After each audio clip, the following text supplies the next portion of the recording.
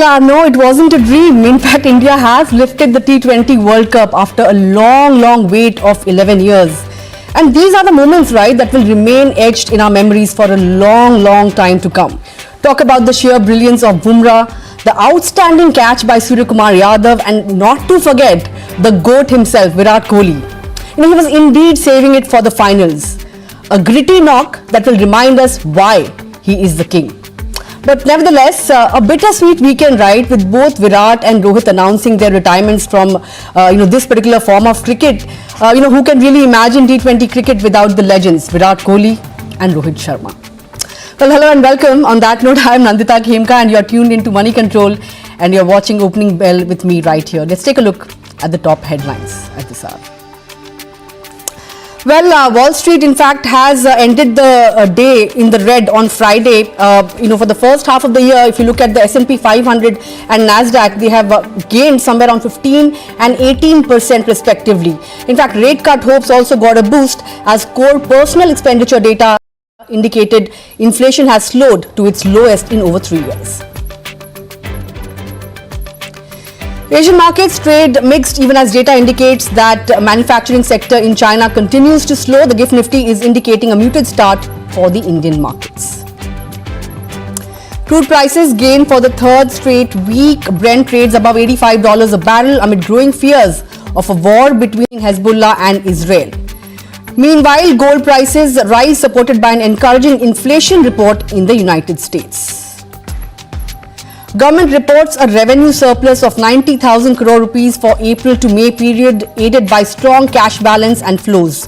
Fiscal deficit reaches 50,000 crores, which is 3% of the budget estimate. Meanwhile, core sector industries slow down in May with growth coming in at 6.3% vis-a-vis 6.7% on a quarter-on-quarter basis.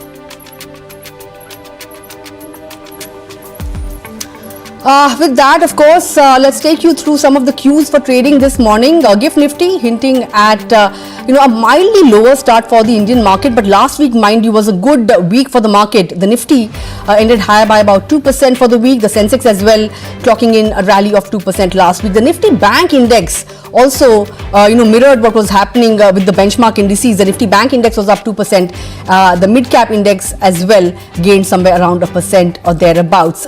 Energy and IT, these were the best performing indices. Both the indices were up somewhere around 3% apiece. 39 out of 50 stocks gave positive returns last week, and if you look at some of the top movers, you had the likes of Ultratech, after the deal with India Cement, you had Grasim, you had Reliance Industries, which by the way hit a market cap of 21 lakh crore rupees on Friday itself. Looking at some of the other cues then, the put call ratio that dropped to somewhere around 1.17 vis-a-vis levels of 1.49 in the previous session. And looking at the stocks that will be in ban today, just about 2 stocks, they are new entrants in the F&O ban list, and they are India Cements as well as Indus Star. Flows in terms of fund flows on Friday, I beg your pardon, the FI net sell figure was really small, somewhere around 23 crore rupees or thereabouts in the cash markets. And for DII, they net bought shares worth 6,600 crore rupees in the cash markets. But mind you, for the month of June, we have seen a good uptick of somewhere around 7% on the Nifty, so 7,000 point move from the crash that we saw on the 4th of June, right? So yes, it has been a good month. We are coming off a good, month when it comes to equity markets, month of June. Let's see how things really pan out in July, because we have quite a few cues to watch out for. There'll be the budget, there'll be the Q1 earnings season, then the monsoon progress is something, of course, that we will, of course, be watching out for as well. But on that note, let me bring on board Ajit Mishra, who's the Senior VP Research at Religare Broking. Ajit, great to have you on the show. But, before we move on to the markets, I want to get in your thoughts on what was going on in your mind when, we were at a stage when, South Africa needed just 30 runs from 30 balls. Did you give up, or did you also, stay glued to your television and did not switch off the television just like me? What did you do? Yeah, good morning, Nandita. Nandita, in fact, I've lost hope much earlier because the way, after losing 2 wickets, South Africa was still advancing very strongly, and they were hitting like, every ball out of the ground. So it seems like that it's going to be a difficult task for India to curtail with 176 as a total. But finally, when I've heard that in the morning that we could do that, though it was a nail-biting experience, those who have watched the match to the end. So this shows that in case if you are consistent in your approach, eventually you get the success, and that is what we see in the markets also.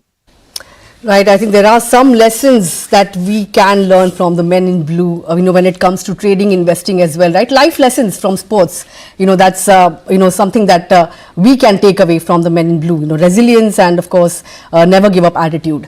But talking about the Nifty now, no great cues coming in from GIFT Nifty. We are staring at a fairly muted start, but 24,000, do you think that will act as a major support or hurdle rather on the upside for the Nifty, or do you think we could see some bit of cool off, and profit taking of course has kicked in already?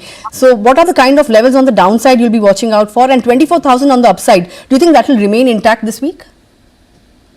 So, Nandita, last week was a strong close for the indices, not only in the terms of gains, but we tested new milestones for the Nifty. Sensex also inched closer to 80,000 mark.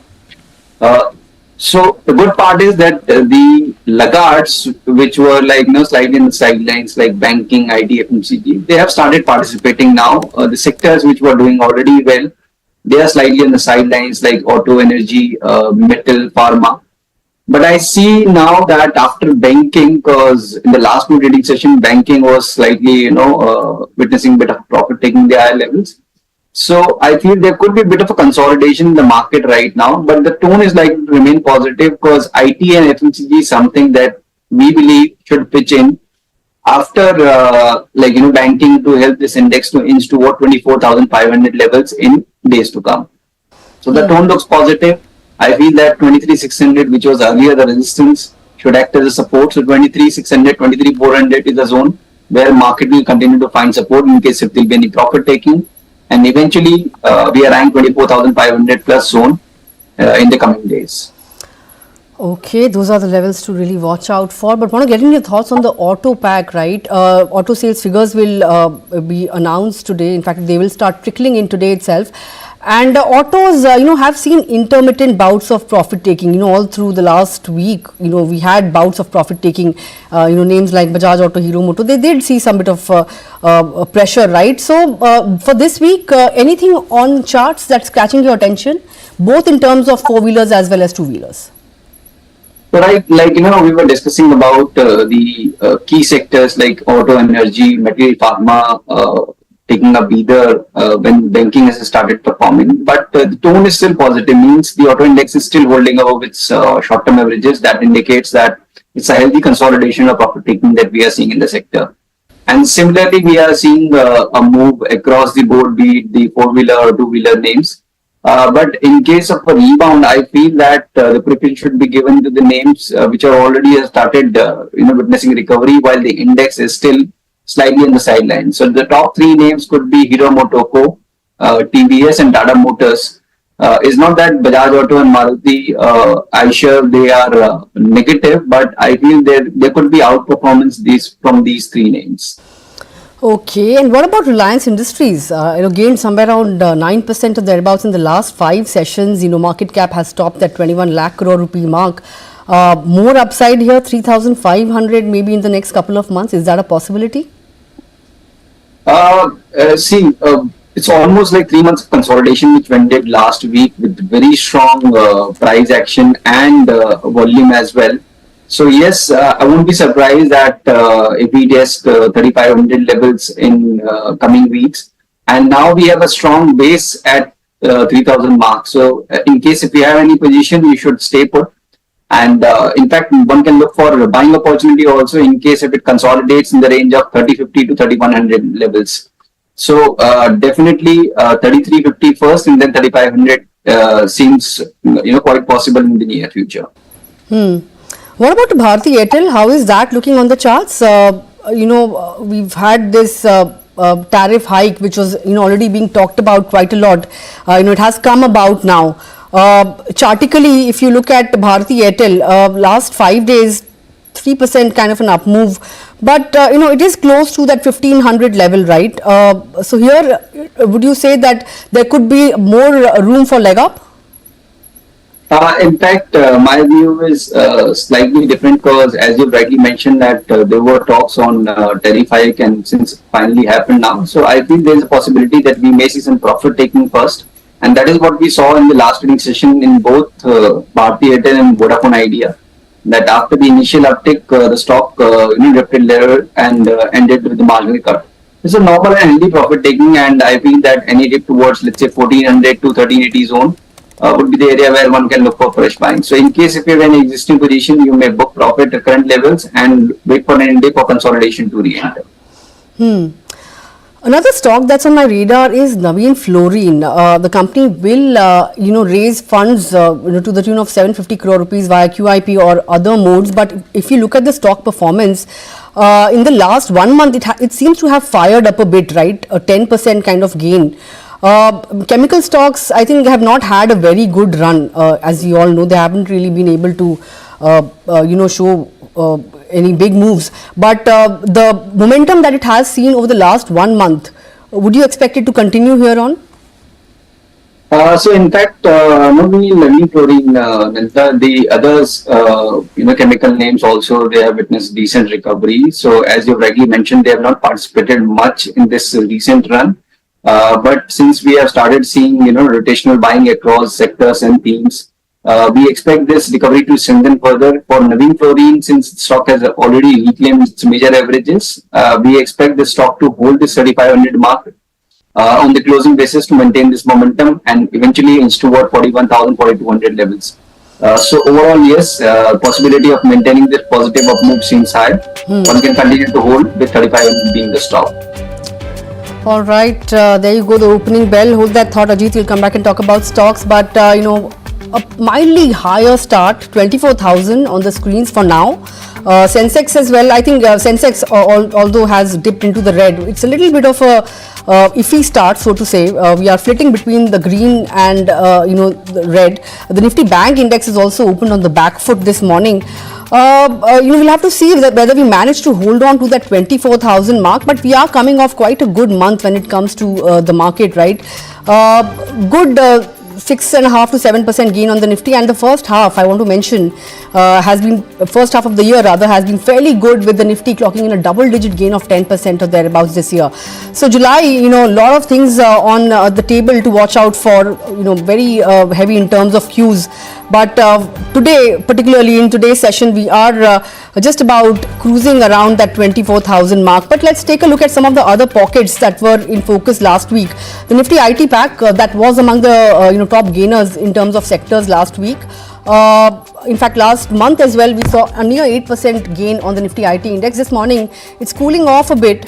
Cooling off slightly, but let's see how it really pans out. What about the Realty pack? 10% returns in the month of June. Realty, of course, even on a 6-month basis, has given a good 35 to 40% kind of return. So yes, strength coming in on the Realty pack today as well. Want to see what the Auto pack is doing. June sales will start trickling in. Ahead of that, let's see what the Auto pack is really doing. It should come up on your screen just as we speak. The Nifty Auto pack. All right, let's move on to the Nifty Bank Index then. That's still in the red. And in terms of individual movers on the index, Hero Moto, Bajaj Auto, Maruti. So all three top gainers on the Nifty are from the Auto pack. So the Nifty Auto pack doing well ahead of the June sales figures. JSW Steel, Hindalco, Eicher Motors, Bharti Airtel are some of the other gainers. Nomura, in fact, has come out with a report on Bharti Airtel with a buy rating, target price of 1650 or thereabouts. So that stock is among the top gainers. Metals doing well. As I mentioned, couple of counters among the top gainers on the index. What's not doing well, some of the PSU names, NTPC and Power Grid, these are the top losers on the index as we speak. Tata Consumer, Britannia, some of the consumption names facing some bit of pressure. Apollo Hospitals, you have Titan as well under pressure, L&T, SBI as well. Government panel has recommended CS Setty's name to, succeed Dinesh Khara as the chairman of SBI. So that's another stock that's in the red as of now. But all in all, it's a fairly flattish start for the index. But for now, 24,000 holds as we speak.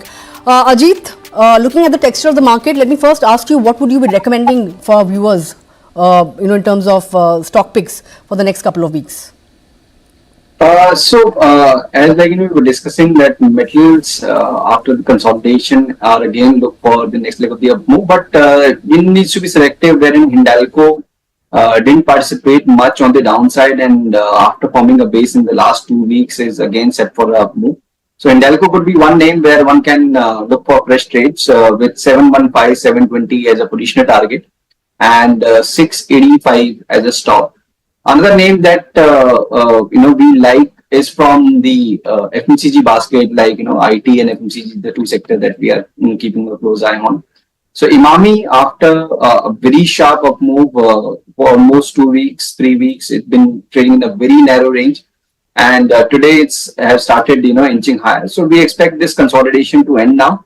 And those who are looking for fresh momentum, especially in the FMCG space, can look for fresh buying in Imami.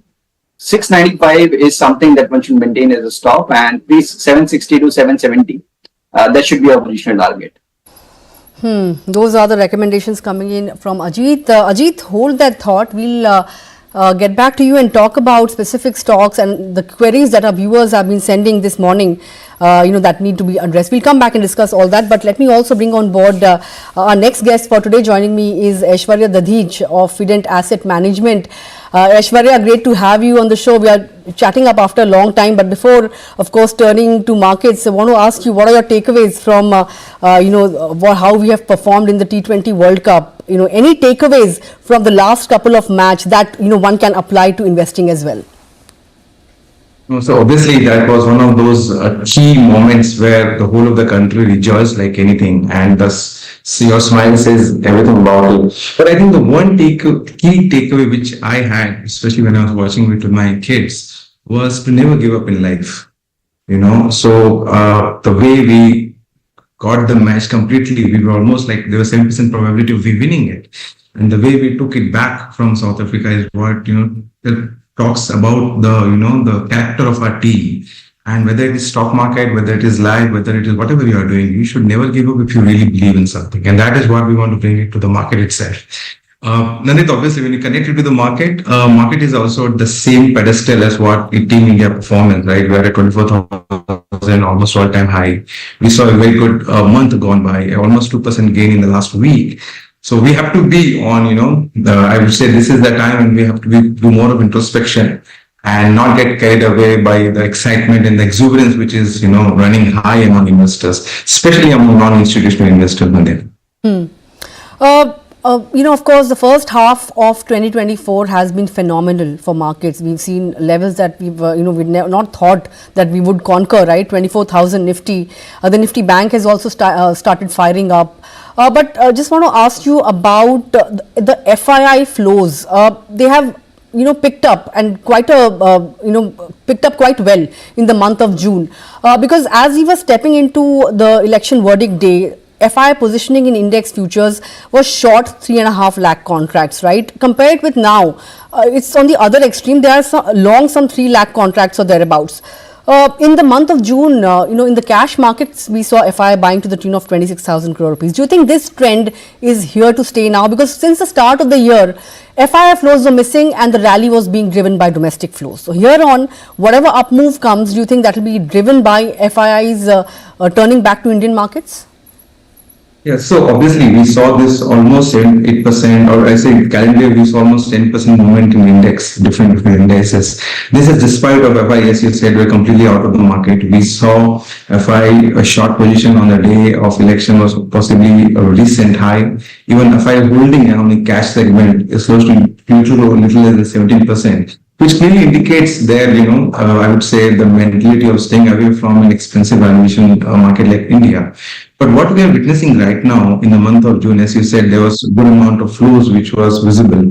And if you carefully look at, obviously, it's not a long-term trend, but if you see the last week, where obviously Nifty moved almost 2% up, where the mid and small cap were barely flattish or marginally negative, it clearly says that the frontline stocks are seeing buying now where there is a value. And that is the kind of segment which FIs are now looking up for India.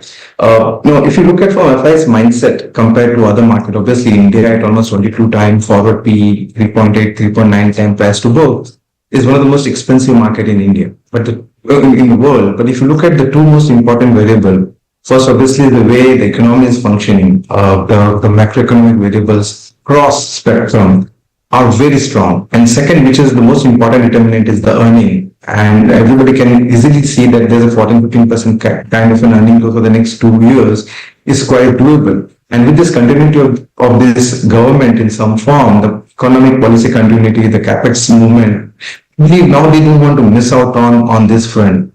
And the easy way they want to play it is through large cap frontline stocks. And if we extrapolate what happened last week, this might be the the momentum going forward, where we might see a lot of, say, private banks, IT, some pharma names, or even some FMCG names, which were not in the investors' favorite list. Possibly we might see a lot of inflows coming in this year. And it can all accentuate further if we see Fed participating in the rate cut.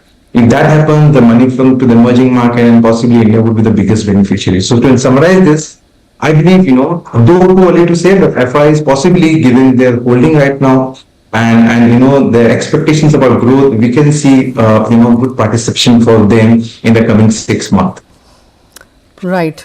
Expect good participation from FIIs over the next 6 months. But let's talk about certain pockets then. The two pockets that have been in focus last week were, of course, A, the telecom pack, B, the cement pack, the kind of consolidation that we have been witnessing in the cement pack.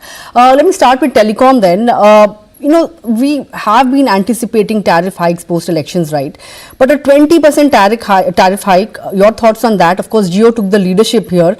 But how does it really bode for a player like Vodafone, that has been fighting tooth and nail to be in the industry, fundraise, paying off debtors and stuff? How does it really bode for a player like Vodafone? And do you think the run-up in telecom stocks, or this bit of news of tariff hike is already built into these telecom stocks? No, so expectations were already running high, Nandita, about this tariff hike, and it was long due, if we see, say, from that perspective. And I think Jio came out with a good, robust, percentage increase. But I think market was expecting a slightly higher number for Vodafone and Airtel also. And we saw a very good run-up into these companies, right? So two things which comes out very clearly out of this is, first, that this would be more or less like a player market, where there is now very high probability of Vodafone sustaining with this kind of hike that we have seen. And I think across for all three of them, it will be the biggest beneficiary will be to the Vodafone, because the need of the hour is the highest over there. And the second thing which comes out of this is, obviously we saw the spectrum auction which happened, which turned out to be very good. But the ability to continue to spend would be much, much higher in the coming years. So apart from the telecom players, I believe it's like, if you look at from tenancy rights and things like that, those expenditures will also be very robust. So a player like Indus Tower would also be a big beneficiary out of the whole thing. So I believe it will provide the much needed earning momentum in the telecom sector. But then the valuations have now almost, I would say, have captured, I would say, at least 50-60% part of it, and the rest would possibly play out over the next 4 to 6 quarters. But telecoms is rightly placed with this hike, and it will massively benefit of players like Vodafone and Indus Tower, as per our understanding. And what about cement? Is it time to go all in and look at some of these cement names? Because consolidation has been the name of the game, right? We've seen Ambuja making acquisitions, now Ultratech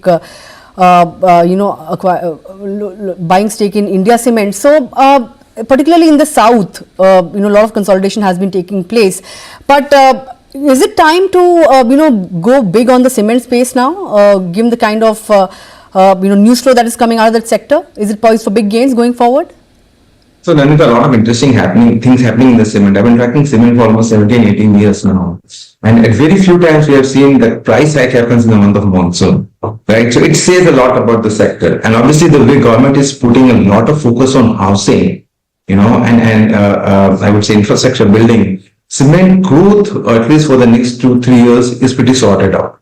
And that's like you mentioned about the competition happening with India Cements, and the majority of these companies kind of become like, when I started the sectors, Undertake was almost like 30 million in capacity. It is almost 5 times from there. And possibly with the way that the top 3-4 players are trying to create consolidation, there would be more pricing discipline in the whole space. So we have growth over there. We have pricing support, and the consolidation can play a really important pivotal role over there.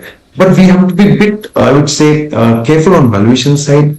If you have 6 months view, possibly you will be able to see some 10-15% movement in cement stock. But if you have a 3-year view, then valuation will play a very, very important role. So stay with the players who are the large enough, where you can see the massive whole India benefit of how the cement operating mechanism work, and the themes, the sectors, especially from government spending, where we will see major beneficiary coming. So in short, cement is in for us. We obviously have players in our portfolio in cement stock, and we believe at least for the next 6 months or year, things are looking very, very exciting. We will have to be watchful for slightly longer term, given how the context of individual companies plays out.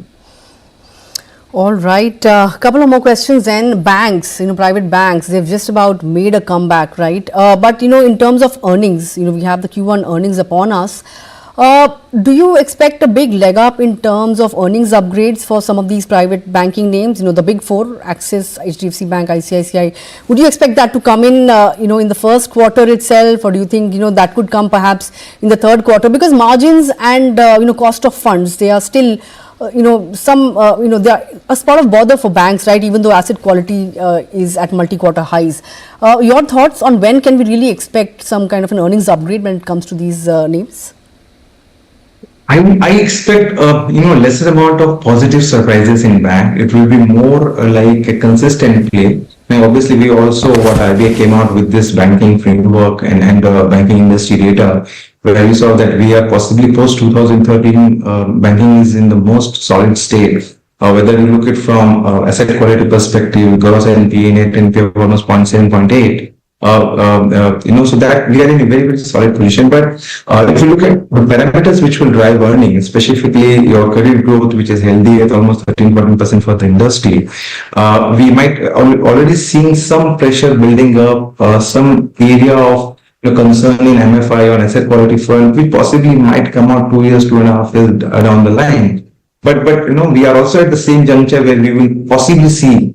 We can just guesstimate about a possible interest rate cut, and we don't see too much of it impacting the names from banking perspective.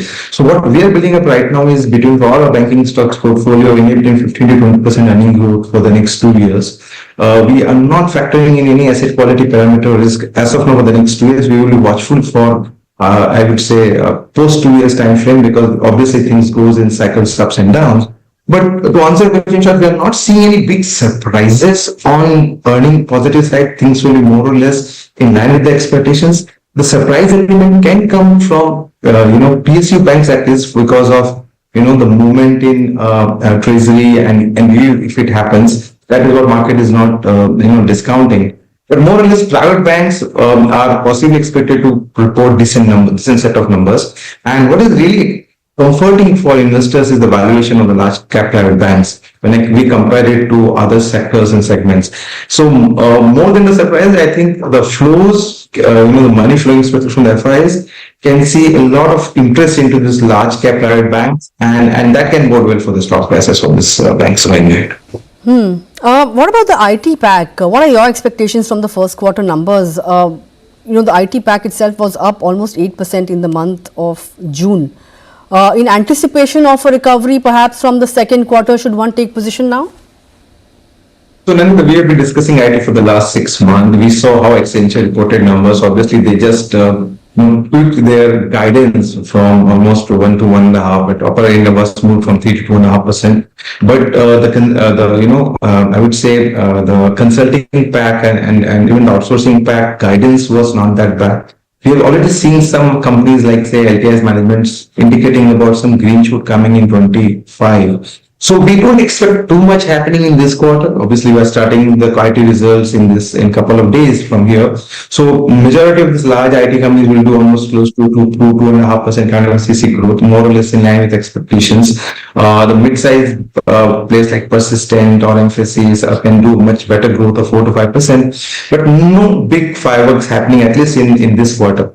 But if I look at from calendar 2025 perspective, when you look at the commentary, when you're looking at the possibility of interest rate cut happening, obviously the clients are in wait and watch mode. But if you see the last 2-3 quarters, the deal pattern has been very, very robust, and we believe this it's the theme to continue in the coming days also. So this will start reflecting in better revenue growth in calendar 25. And I can tell you, market have a tendency to discount things in advance. So I believe IT looks very, very exciting at this juncture. Valuations are very, very rational compared to what others are doing. And we believe green shoots will surprise the street. And there will be possibly big earning upgrades when we will see the number of calendar 25 or different quarter. So we are very, very positive on IT. We are going overweight on IT as of now, across large cap and mid cap. And I believe that could be again one area where FIs will try to participate meaningfully, because this is one sector which has been completely off the shelf for majority of the institutional investors, including FI. And I believe the time is looking very interesting for a revival in that sector. All right, last question really, where do you see the Nifty ending the year? First half has been good, a 10% gain. Would you put a figure to it, 25,000? Can we end the year around 25,000? Would you put your finger on it and say that okay, we can, or do you think returns here on would be a little muted?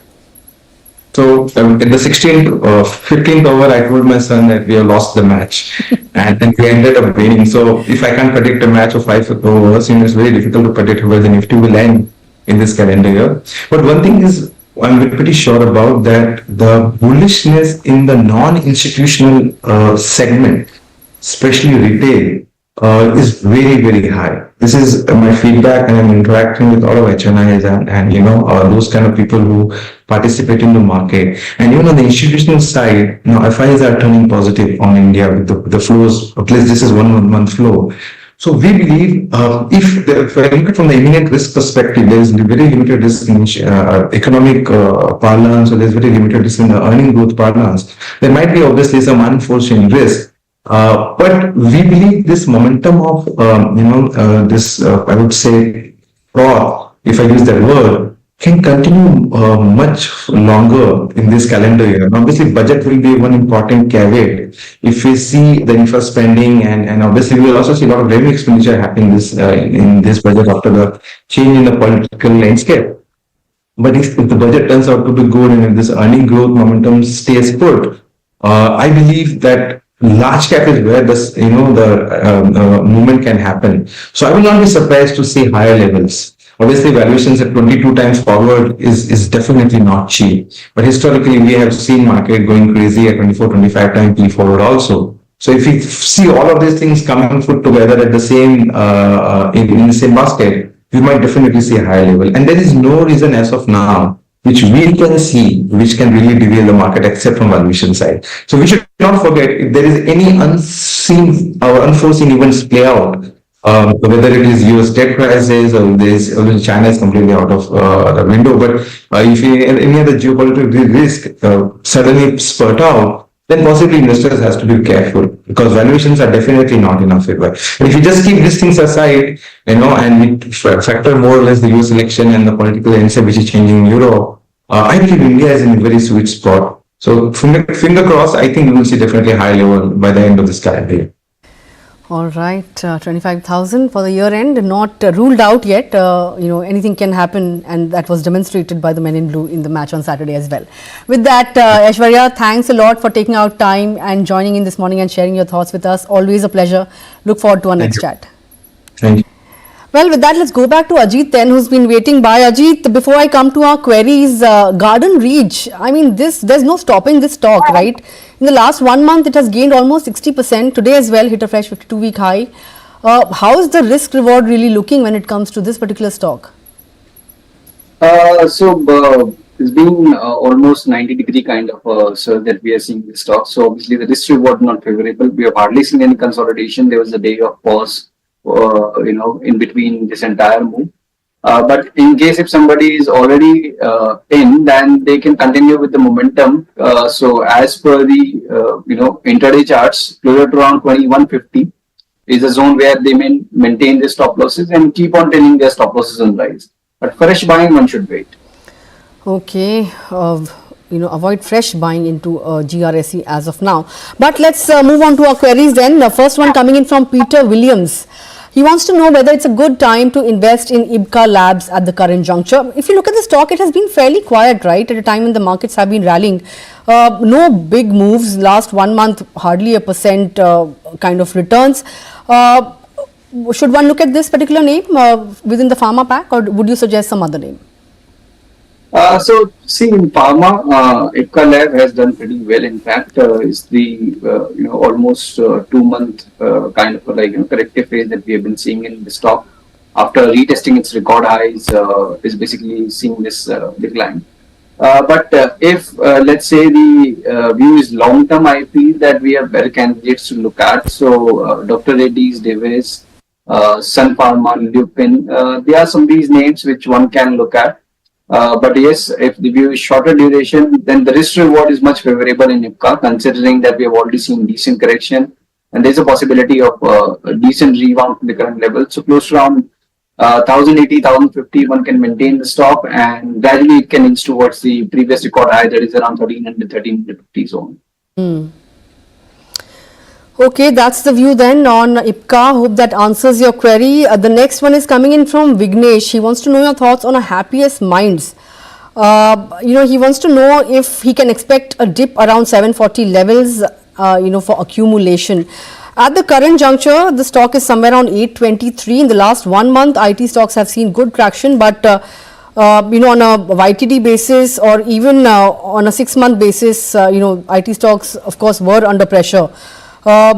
Within the mid-cap IT names, how is Happiest Minds stacking up on the charts? I feel Nandita, his view is certainly on the long side, means with 1-2 year kind of time horizon, because the stock has been underperforming the entire basket for almost 2-3 years now. That it made a high around the 1500 plus zone in 2021 September, and since then we have been seeing that it's gradually drifting lower. So yes, if your view is for 2-3 years and if you are planning to accumulate, cause what we have observed is that on the downside also the base is capped, so it's around 780, 720 zone where the stock has been getting decent amount of buying traction.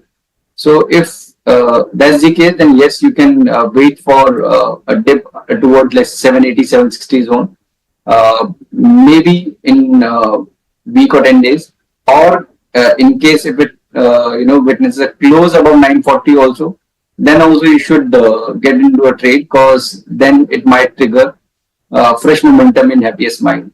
But otherwise, if somebody is looking for stocks which are already in traction, then Birlasoft is a better candidate to look at.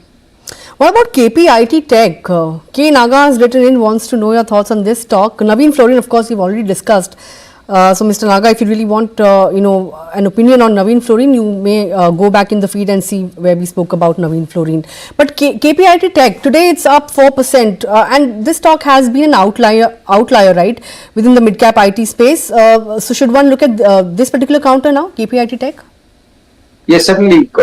See, KPIT, the good part is that it didn't participate much on the downside also. In fact, it has been outperforming the entire space, with hardly any major price-wise correction, and it's again set to retest record highs.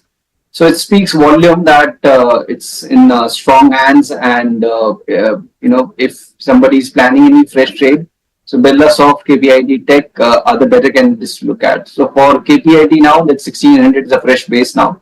So that should be the stop. It might take a breather around the record high, that is the 715 area.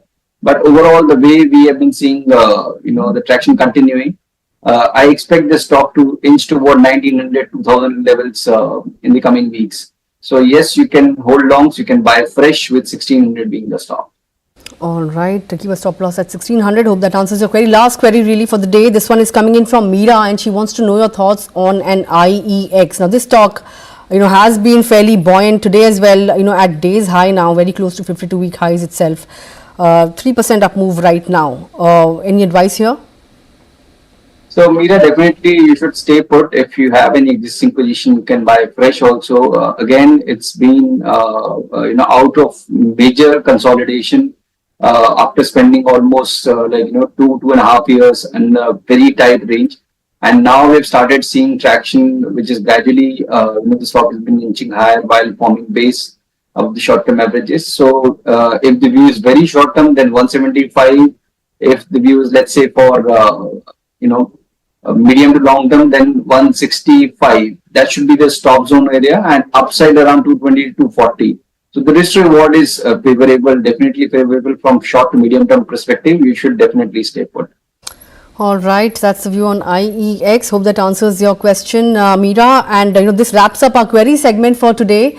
And of course, Ajit, it was awesome chatting with you as always. Look forward to more chats, and thanks a lot for sharing your thoughts on where the markets are headed, on of course giving your stock recommendations as well, and helping our viewers navigate their holdings as well. Look forward to our next chat. Have a great day. Same to you. Thanks. Well, on that note, of course, leaving the market in good stead, we have picked up pace. In fact, we are at the high point of the day now. 24,075 is where we are at, almost 0.3% kind of gain coming in. Mid caps also moving in tandem with benchmarks.